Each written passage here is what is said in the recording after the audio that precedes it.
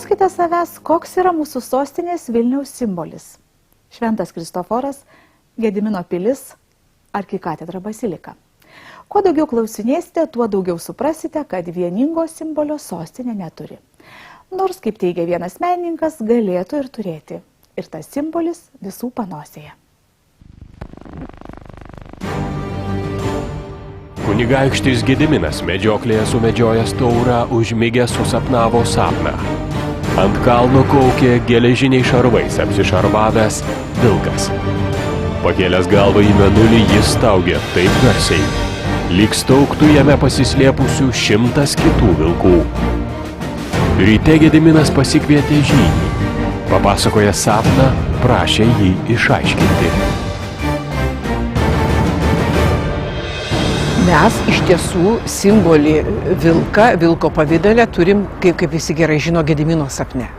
Ir katedros aikštėje mes jį matome prigludusi prie kunigaikščio Gedimino kojų. Simbolis vilkas mums, kaip miesto simbolis, galbūt daugiau asocijuojasi su sapnu ir su tokiu baltu, su tokiu šiek tiek nerealiu pavidalu. Legenda apie geležinį vilką puikiai žinoma kiekvienam lietuviui. Menininkas Vytautas Poškas siūlo, lai Vilniaus simbolis būna vilkas. Esu sukūręs skulptūrą, kilnojama Vilniaus simbolį vilką.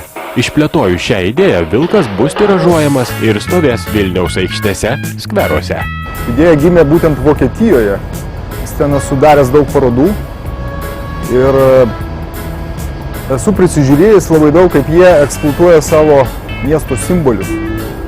Jie taip laisvai atsipūtė, reiškia, jų pristatė savo miestus. Kol kas Vytauto Poškos vilko skulptūra pasitinka tik Vilniaus traukinių stotyje. Kitos menininko numatomos vietos, visi įvažiavimai į Vilnių, Sereikiškių parke, taip pat prie geležinio vilko tilto. Idėja paprasta. Visus atvykstančius į Vilnių turėtų pasitikti vilkas. Tai pati pirminė tokia idėja yra pastatyti geležinio vilko skulptūras įvažiavimuose į miestą. Ir vienas iš įvažiavimų, kur atvažiuoja, sakykime, miesto svečiai, yra geležinkelio stotis, būtent šis taškas ir yra. Toliau yra oro uostas, autobusų stotis, na ir Vilniaus raidės, kur magistraliniai įvažiavimai yra. Tai 2008-aisiais Vilniaus kalnų parke vykusi rudens lygiadienio ir kunigaikščio Gedimino dienos šventė. Ta kartą šventės metu buvo akcentuojamas vilko simbolis, vyriškos jėgos ir kartu Vilniaus miesto įkūrimo ženklas. Net 4 šiaudinės skulptūros buvo skirtos vilkams. Tiesa, jos visos buvo sudegintos. Bet idėja apie vilką, Vilniaus simbolį, liko. Tokį gražų simbolį turėdamas Vilnius, be abejo gali pasakyti taip, mes tikrai turim galias apsiginti. Mes galim apginti ne tik savo miestą, bet ir savo namus, savo šeimą, savo savastį, tiesiog save patį. Žynys taręs, galingasis valdove, per šį sapną dievai apreiškia tau savo valią. Ir jeigu ją išpildysi, laukia tavęs garbė ir galybė.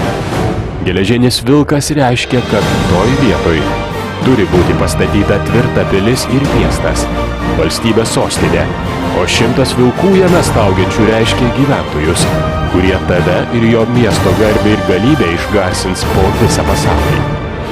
Šiandien jau žinome, kad Vilniaus savivaldybėje yra naujas vilkas.